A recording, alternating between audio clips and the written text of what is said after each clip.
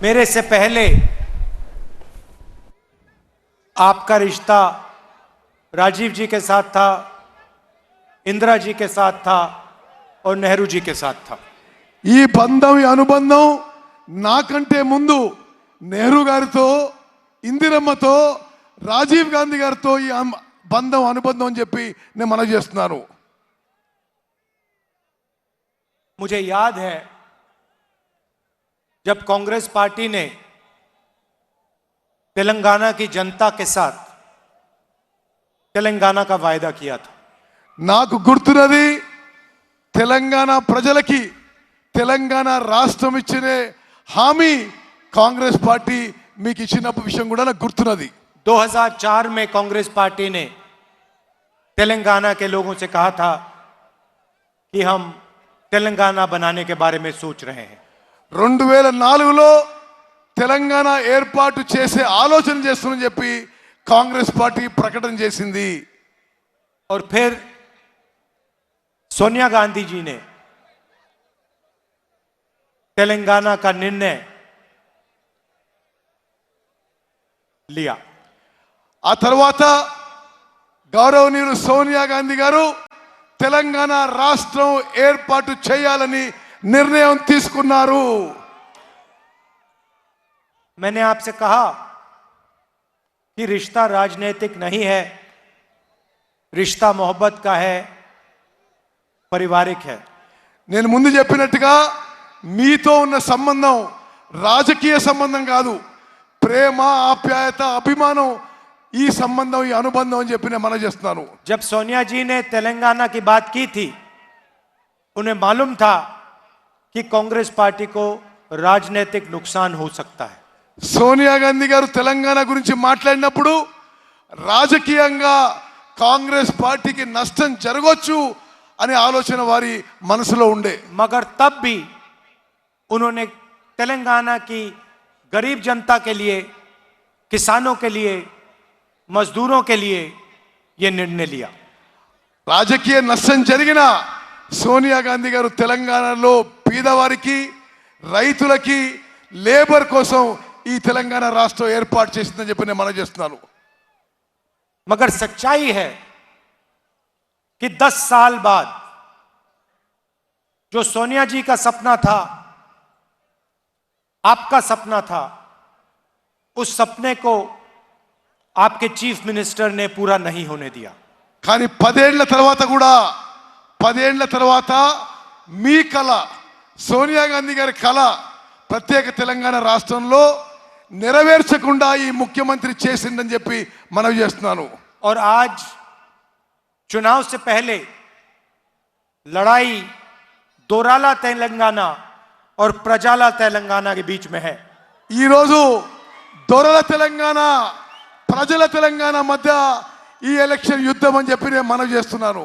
एक तरफ आपके चीफ मिनिस्टर और उनका परिवार, ఒక సైడ్ ఏమో ముఖ్యమంత్రి ఆయన కుటుంబ సభ్యులు, उनका परिवार सरकार के सबसे जरूरी डिपार्टमेंट्स कंट्रोल करता है।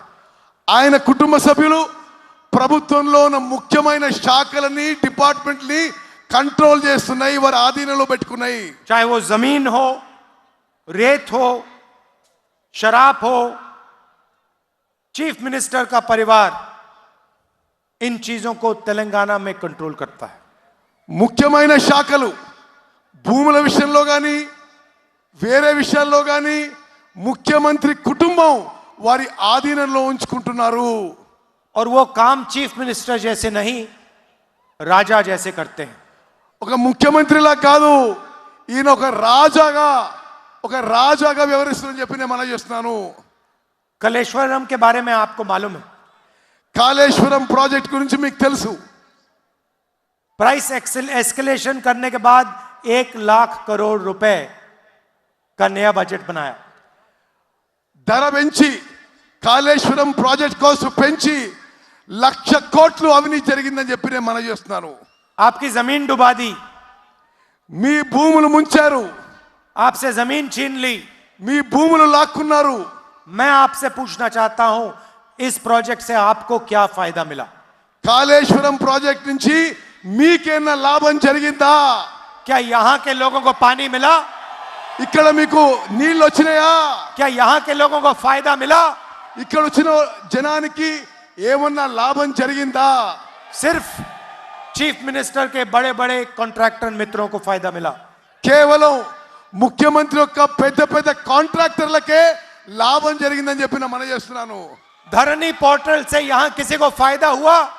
ధరణి పోర్టల్ ద్వారా మీ ఎవరికైనా లాభం జరిగిందా? धरनी पोर्टल बनाया और आपकी जमीन आपसे छीन ली। ధరణి పోర్టల్ ద్వారా మీ భూములు ముఖ్యమంత్రి లాక్కున్నాడు.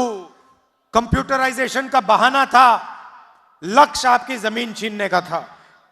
కంప్యూటరైజ్ చేస్తా అని చెప్పి మీ భూములు ఈ ముఖ్యమంత్రి లాక్కున్నాడు.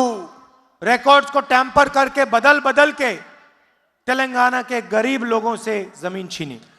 భూముల రికార్డులని మార్చి తెలంగాణ నిరుపేద జనం భూములు లాక్కున్నాడు ముఖ్యమంత్రి. 2 BHK का स्कीम था। मैं आपसे पूछना चाहता हूं कितने लोगों को घर मिले? 2 బెడ్రూమ్ల ఇల్లు ఎంతమందికి వచ్చిందో చెప్పండి. किसानों से कर्जा माफी की बात की थी, 1 लाख करोड़ रुपए आपको देने की बात की थी, कितना कर्जा माफ किया? 1,00,000 రూపాయలు రైతు రుణమాఫీ ఎంతమందికి వచ్చింది? 1 लाख 1,00,000 రూపాయల రైతు రుణమాఫీ ఎంతమందికి వచ్చింది? सिर्फ बड़े बड़े लैंडलॉर्ड्स को रायता बंधु का फायदा मिला। పెద్ద పెద్ద రైతులకే ఈ రైతు బంధు యొక్క లాభం చెందింది. आज मैं यहां सिंगरेनी माइंस के वर्कर्स से बात किया हूं। ఈ రోజు సింగరేణి కాలరీస్ కార్మికులతో నేను మాట్లాడాను. मैं आपको साफ बताना चाहता हूं, यहां की जो सिंगरेनी के माइंस हैं उनको हम प्राइवेटाइज नहीं होने देंगे। సింగరేణి మైన్స్ ని చుట్టుపక్కల మైన్స్ ని మేము ప్రైవేటైజ్ కానీయము. पहले भी अदानी जी को बेचने की कोशिश हुई थी, हमने रुकवाया, हम खड़े हो गए। ముందు కూడా సింగరేణికి చెందిన మైన్స్ ని అదానికి అమ్మే ప్రయత్నం జరిగింది, మేమే దానికి అడ్డుపడ్డామని చెప్పి కూడా మనం చేస్తున్నాను. और यहां के जो वर्कर्स हैं उनकी रक्षा कांग्रेस पार्टी करेगी। సింగరేణి కార్మికులకి అన్ని విధాలుగా రక్షణగా కాంగ్రెస్ పార్టీ నిలబడుతుందని చెప్పి నేను మనం చేస్తున్నాను. मगर यह मामला सिर्फ तेलंगाना का नहीं है, ఈ విషయం కేవలం ఉట్టి తెలంగాణ వరకే కాదు, पूरे देश में अदानी जी की मदद की जा रही है। మొత్తం దేశంలో నరేంద్ర మోదీ గారు అదానికి సహాయం చేస్తున్నాడు. सरकारी कोल कंपनीज और प्राइवेट कोल कंपनीज को अलग अलग दाम में कोयला बेचने का मौका मिलता है। ప్రభుత్వ బొగ్గు కంపెనీలు ప్రైవేట్ బొగ్గు కంపెనీలకి వేరు వేరు ధర ఈ నరేంద్ర మోదీ ప్రభుత్వం పెట్టింది. जहां भी देखो प्राइवेटाइजेशन करा जाता है। దేశంలో ఎక్కడైనా చూడండి నరేంద్ర మోదీ ప్రైవేటైజ్ చేస్తున్నాడు. हम इसके खिलाफ हैं। మేము దీనికి వ్యతిరేకిస్తున్నాము.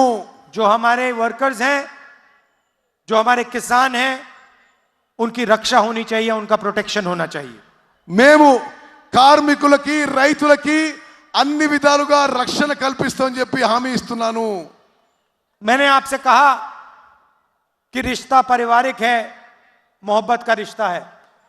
నేను మీకు చెప్పినట్టుగా మన సంబంధం ఒక కుటుంబ సంబంధం, ప్రేమ అభిమానంతో కూడిన సంబంధం అని చెప్పి నేను మనం చేస్తున్నాను. केसीआर जी ने आपसे झूठ कहे, दलितों आदिवासियों से उन्होंने कहा कि वो 3 एकड़ जमीन उनको देंगे, नहीं दिया। దళితులకి గిరిజనులకి కేసీఆర్ అబద్ధాలు చెప్పిండు, మీకు 3 ఎకరాల వ్యవసాయ పొలం ఇస్తా అని చెప్పి మోసం చేసిన విషయం కూడా నేను మనం చేస్తున్నాను. मोदी जी 15 लाख रुपए बैंक अकाउंट में डालने का वायदा कर गए, नहीं किया। నరేంద్ర మోదీ 15 లక్షల రూపాయలు మీ బ్యాంక్ అకౌంట్ లో వేస్తా అని చెప్పి మోసం చేసిండు. इसीलिए जब कांग्रेस पार्टी कुछ कहती है तो हम करके दिखाते हैं। కాంగ్రెస్ పార్టీ ఇచ్చిన మాట నిలబెట్టుకుంటామని చెప్పి ఒకసారి మనం చేస్తున్నాను. हम आपसे झूठ नहीं बोलने आए हैं। మేము అబద్ధాలు చెప్పము. और सबूत चाहते हैं आप तो कर्नाटक जाइए, छत्तीसगढ़ जाइए, राजस्थान जाइए। ఏ విధంగానైతే కర్ణాటకలో, రాజస్థాన్లో, ఛత్తీస్గఢ్లో చెప్పిన మాట కాంగ్రెస్ ప్రభుత్వాలు నిలబెట్టుకున్నాయి. कर्नाटक में चुनाव से पहले हमने वायदे किए, కర్ణాటకలో ఎన్నికల ముందు కాంగ్రెస్ పార్టీ కొన్ని హామీలు ఇచ్చింది.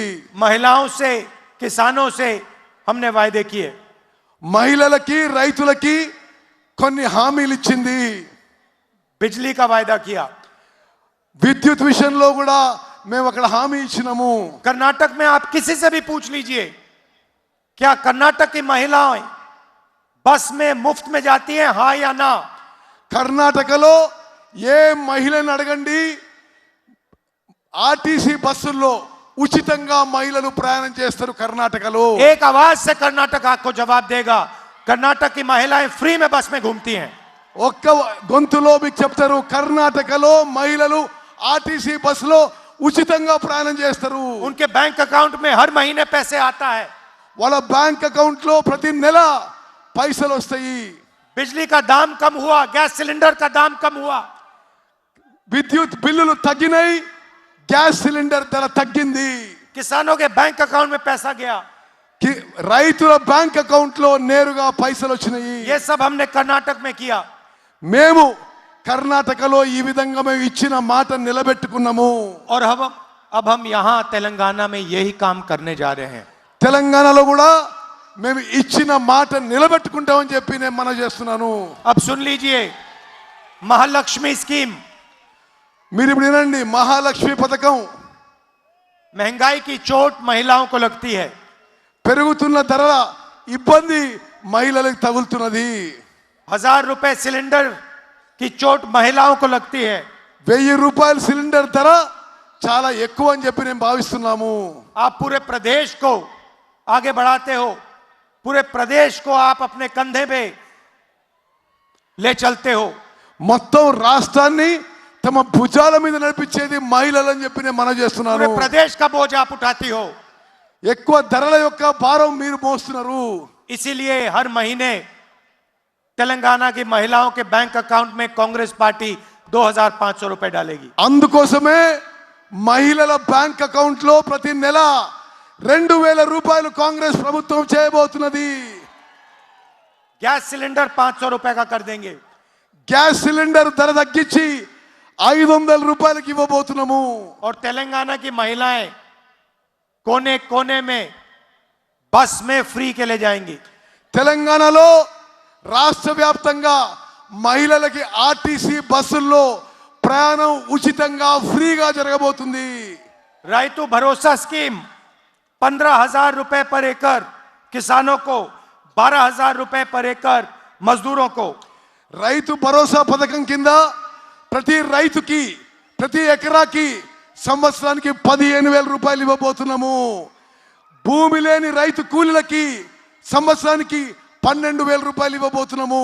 इंदिरम्मा इंड्लू 5 लाख रुपए घर के कंस्ट्रक्शन के लिए गरीबों को. ఇందిరమ్మ ఇండ్ల పథకం కింద ఇండ్ల నిర్మాణానికి 5 లక్షల రూపాయలు మంజూరు చేయబోతున్నాము.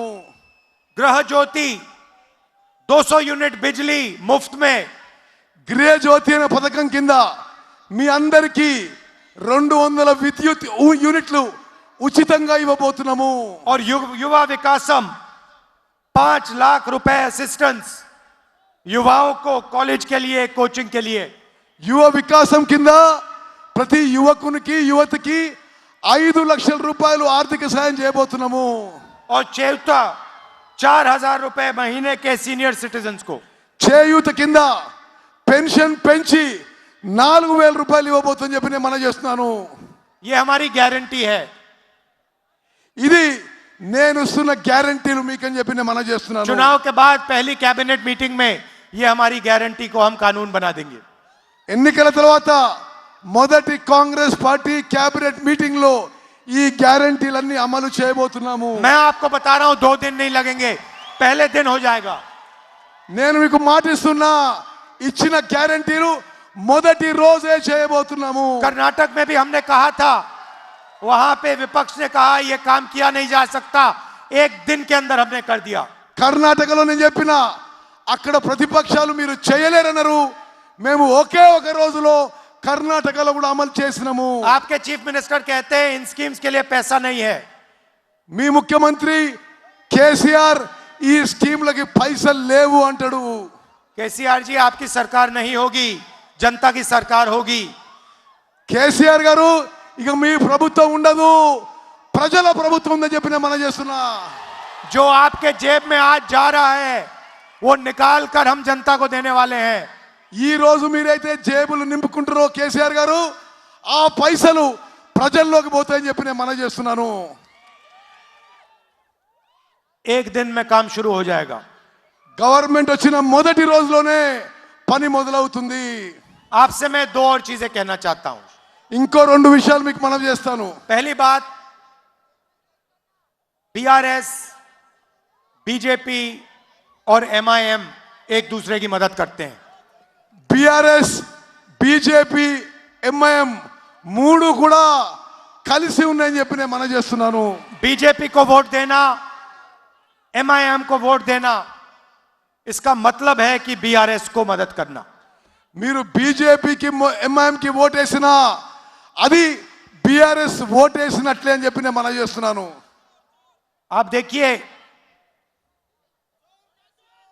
मेरे ऊपर 24 केस हैं. నా మీద 26 కేసులు ఉన్నాయి. मेरी लोकसभा की मेंबरशिप रद्द कर दी. నా పార్లమెంట్ సభ్యత్వం రద్దు చేయబడింది.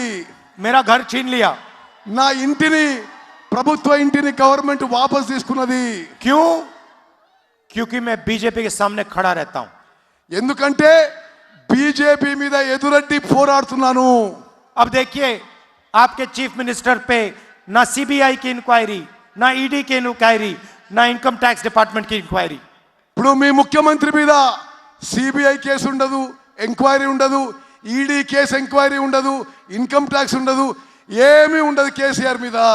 यहां पे आपसे लाखों करोड़ रुपए लिया गया है. మీ దగ్గర నుంచి లక్షల కోట్ల రూపాయలు దోచుకున్నారు. कलेश्वरम इरिगेशन प्रोजेक्ट में आपके जेब में से पैसा निकाला गया. కాళేశ్వరం ప్రాజెక్టులో మీ జేబుల నుంచి పైసలు కేసీఆర్ దొంగలించిండు. कोई सीबीआई इंक्वायरी नहीं, कोई ईडी इंक्वायरी नहीं.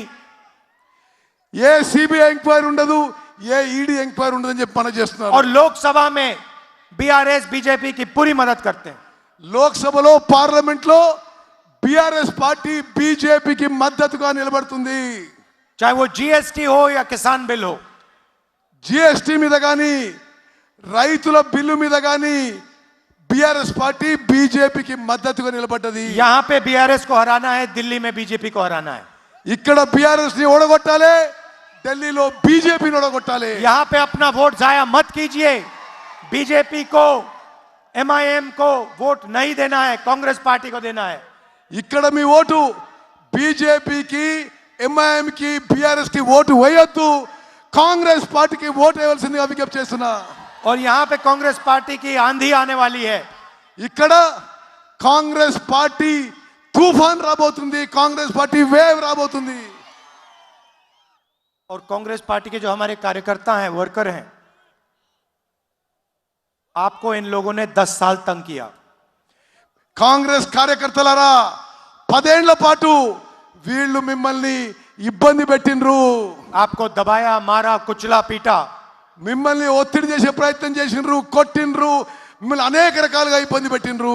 आप हमारे शेर हो మీరు మా పులులు అని చెప్పి నేను మనం చేస్తున్నా. और आप भूलो मत कि आपकी सरकार आने वाली है. ఏం భయపడొద్దు, మీ ప్రభుత్వం రాబోతున్నది. ये तेलंगाना की जनता की सरकार होगी, मगर ये कांग्रेस पार्टी के कार्यकर्ता की भी सरकार होगी. రాబోయేది తెలంగాణ ప్రజల ప్రభుత్వం, కాంగ్రెస్ కార్యకర్తల ప్రభుత్వం అని చెప్పి నేను మనం చేస్తున్నాను. और सरकार में आपको शामिल करके ये सरकार चलाई जाएगी. రాబోయే కాంగ్రెస్ ప్రభుత్వంలో కార్యకర్తల పాత్ర ఉంటుందని చెప్పి నేను మనం చేస్తున్నాను. अब मैं आपसे आखिरी बात कहना चाहता हूं, जो शायद सबसे जरूरी बात. ఆఖరి మాట, చాలా ముఖ్యమైన మాట నేను మనం చేస్తున్నాను. कुछ दिन पहले मैंने पार्लियामेंट में कास्ट सेंसस पे भाषण दिया. నేను కొన్ని రోజుల క్రితం పార్లమెంట్లో కుల గణన గురించి, క్యాస్ట్ సెన్సస్ గురించి మాట్లాడడం జరిగింది. नरेंद्र मोदी जी और आपके चीफ मिनिस्टर ओबीसी की बात करते हैं. నరేంద్ర మోదీ కేసీఆర్ ఓబీసీ గురించి మాట్లాడతారు. जहां भी जाते हैं ओबीसी की बात करते हैं प्रधानमंत्री. ఎక్కడ పోయినా ప్రధానమంత్రి ఓబీసీల గురించి మాట్లాడతాడు.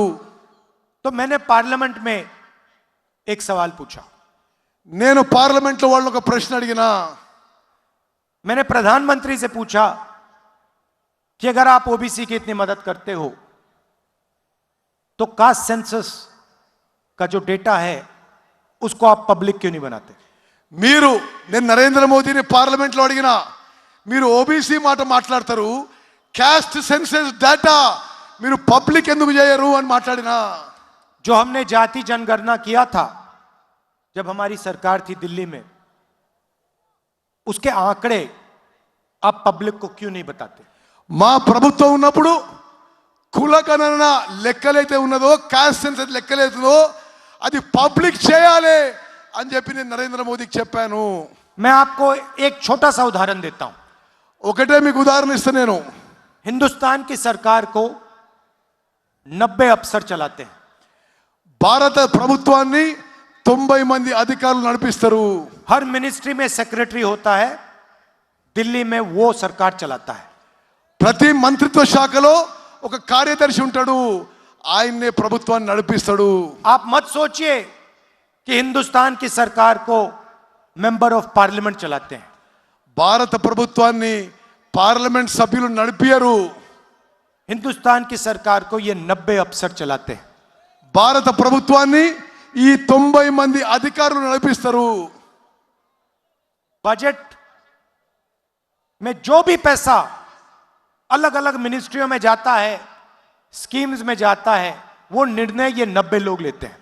బడ్జెట్ లో స్కీమ్స్ లో భారత ప్రభుత్వం యొక్క పైసలు కేటాయించడం ఈ 90 మంది అధికారులు చేస్తారు. मनरेगा में कितना पैसा जाएगा, आदिवासियों को कितना पैसा मिलेगा, मजदूरों को कितना पैसा मिलेगा, कौन सी कंपनियां प्राइवेटाइज होंगी, ये सारे के सारे निर्णय ये 90 अफसर लेते हैं. మన్రేగా కింద ఎన్ని పైసలు పోవాలి, కార్మికులకు ఎన్ని పైసలు పోవాలి, రైతులకు ఎన్ని పైసలు పోవాలి, ఏ స్కీమ్కి ఎన్ని పైసలు పోవాలి, ఏ కంపెనీని అమ్మేయాలి, ఈ అధికారులే నిర్ణయం తీసుకుంటారు. तो मैंने पार्लियामेंट में नरेंद्र मोदी से यह सवाल पूछा, मोदी जी ये 90 लोग हिंदुस्तान को चलाते हैं, आप ओबीसी की बात करते हो, इन 90 लोगों में से ओबीसी कितने हैं. నేను పార్లమెంట్లో నరేంద్ర మోదీ గారిని అడిగిన, భారతదేశాన్ని నడిపే 90 మంది కార్యదర్శుల్లో ఓబీసీలు ఎంతమంది అని చెప్పండి అని అడిగిన. आप कहते हो कि ओबीसी को आप शक्ति देते हो, तो आप मुझे बता दो इन 90 में से ओबीसी कितने हैं, और जो बजट है उसमें कितने प्रतिशत पैसे का निर्णय ओबीसी अफसर लेते हैं. నేను మోదీ గారిని అడిగిన, మొత్తం భారతదేశం బడ్జెట్ ఈ 90 మంది అధికారుల్లో ఓబీసీలు ఎంతమంది, వాళ్ళ నిర్ణయ అధికారులు ఎంత అని చెప్పి అడగడం జరిగింది. प्रधानमंत्री ने 1.5 घंटे बात की, मेरे सवाल का जवाब नहीं दिया. ప్రధానమంత్రి పార్లమెంట్లో గంట సేపు మాట్లాడిండు, కానీ నా ప్రశ్నకి జవాబు ఇవ్వలేదు. भाइयों और बहनों, हिंदुस्तान का बजट 44 लाख करोड़ का है. అక్క చెల్లెలు అన్నదమ్ములు, భారత ప్రభుత్వం యొక్క బడ్జెట్ 44 లక్షల కోట్ల రూపాయలు.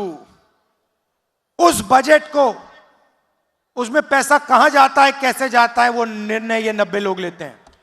ఈ 44 లక్షల కోట్ల రూపాయలు ఎక్కడికి పోవాలి, ఎట్లా చేయాలని ఈ 90 మంది అధికారులు డిసైడ్ చేస్తారు.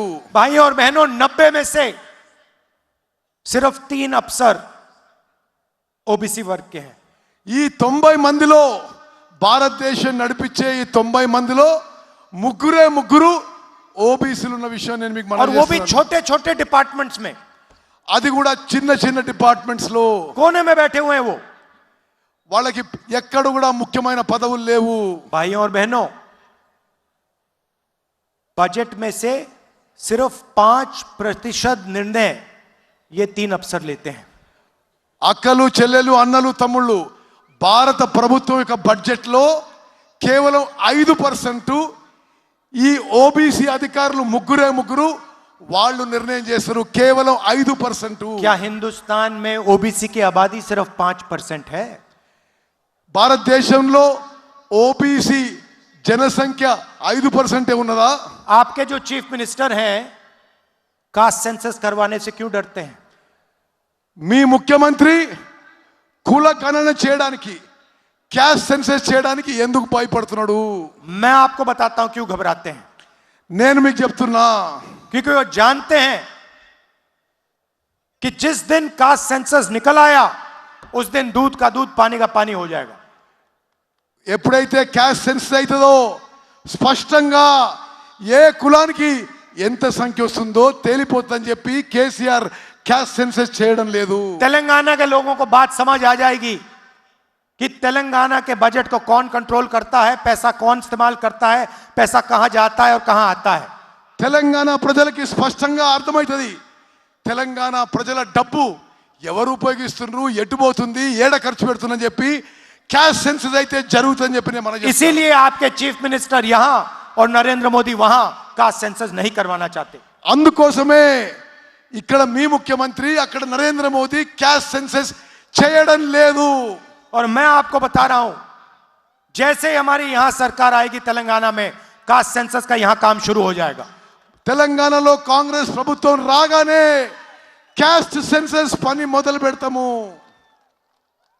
और जो तेलंगाना का सच्चा सपना है उस पर काम शुरू हो जाएगा. తెలంగాణ నిజమైన ప్రగతి మేము మొదలు పెడతాము. और यही काम हम हिंदुस्तान में भी करेंगे. ఢిల్లీలో ప్రభుత్వం రాగానే ఇదే పని అక్కడ కూడా మొదలు పెడతాము. चुनाव का समय है. मैं अब यहां काफी घूमा हूं. मैं आपको बता सकता हूं कि कांग्रेस पार्टी की लहर आ रही है. నేను ఇక్కడ తెలంగాణలో చాలా తిరిగి ఉన్నా, స్పష్టంగా చెప్తున్నా తెలంగాణలో కాంగ్రెస్ తుఫాను, కాంగ్రెస్ వేవ్ రాబోతున్నది.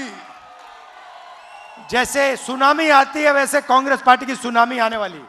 తెలంగాణలో సునామీ వచ్చినట్టుగా కాంగ్రెస్ సునామీ రాబోతుంది మనం చూస్తున్నాం. और ये कांग्रेस पार्टी की ये जो तूफान है ये कांग्रेस पार्टी का कार्यकर्ता ला रहा है. ఈ కాంగ్రెస్ తుఫాను కాంగ్రెస్ కార్యకర్త తీసుకొచ్చిన మనం చేస్తున్నా. 10 साल आपने हमारा झंडा उठाया. 10 ఏళ్ళు మీరు మా జెండా మోసినరు. 10 साल आपने लाठी खाई. 10 ఏళ్ళు మీరు లాఠీ దెబ్బలు తిన్నారు. अब आपका समय आने वाला है. మీ సమయం వచ్చేసింది. आपको एक कदम पीछे नहीं हटना है. ఒక్క అడుగు కూడా ముందుకేయొద్దు, जो వెనకకేయొద్దు. कांग्रेस पार्टी के और तेलंगाना की सच्चाई है आप तेलंगाना की जनता को, युवाओं को, माताओं को, बहनों को बताओ. ఈ విషయం, ఈ నిజం తెలంగాణలో కాంగ్రెస్ తల్లులకి యువకులకి మీరందరూ చెప్పాలి. आप बताओ कि तेलंगाना को आपके चीफ मिनिस्टर ने लूटा है. మీరు తెలంగాణలో ముఖ్యమంత్రి తెలంగాణ ప్రజానికి లూటీ చేసిందని చెప్పి చెప్పాలి. और आप बताओ कि कांग्रेस पार्टी जो तेलंगाना का सपना था उसे पूरा करना चाहती है और पूरा करेगी. తెలంగాణలో మీ స్వప్నం కాంగ్రెస్ పార్టీ పూర్తి చేస్తుంది, మీ కల పూర్తి చేస్తుందని చెప్పి మనం చేస్తున్నాను. आप सब यहां आए, शाम का समय है, दूर दूर से आए हैं, इसके लिए दिल से आपको बहुत बहुत धन्यवाद. ఈ సాయంత్రం కాలం మీరు దూరం నుంచి వచ్చారు, మీ అందరికీ నా ధన్యవాదాలు, శుభాకాంక్షలు, అభినందనలు. और भूलिए मत ये तीनों पार्टियां जो हैं बीजेपी, बीआरएस और एमआईएम ये एक साथ मिलकर लड़ती हैं. మర్చిపోవద్దు, బీజేపీ, బీఆర్ఎస్, ఎంఐఎం కలిసి ఉన్న మాట మర్చిపోవద్దు. ये एक दूसरे की मदद करते हैं. ఒకరికొకరు సాయం చేసుకుంటారు. हमारी विचारधारा की लड़ाई है. మా ఆలోచన విధానం సెక్యులరిజం, దానికోసం కొట్లాడుతున్నాము. तेलंगाना के सपने की लड़ाई है. తెలంగాణ కళ నెరవేర్చడమే మా ఉద్దేశం. इसको हम पूरा करके ही छोड़ेंगे. धन्यवाद. जय हिंद. జై హింద్.